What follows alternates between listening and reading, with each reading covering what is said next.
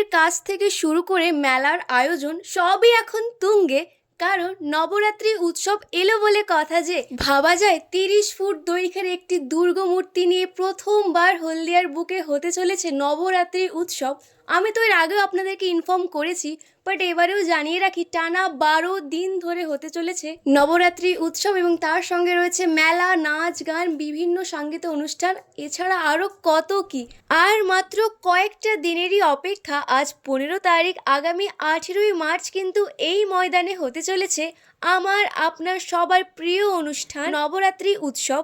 আর হ্যাঁ, 18 তারিখ উদ্বোধনের দিন কিন্তু আপনাদের সঙ্গে থাকছেন আপনাদের জনপ্রিয় নায়িকা ইধিকা পল ম্যামও। এছাড়াও অষ্টমী নবমীতে তো অনেক কিছুই রয়েছে, আমি আপনাদের আগেও জানিয়েছি, এখনো বলে দিচ্ছি। অষ্টমীতে রয়েছে মহাযজ্ঞ, হ্যাঁ 100 কেজি ঘি দিয়ে মহাযজ্ঞ, এবং নবমীতে রয়েছে মহাভোগেরও মহা আয়োজন।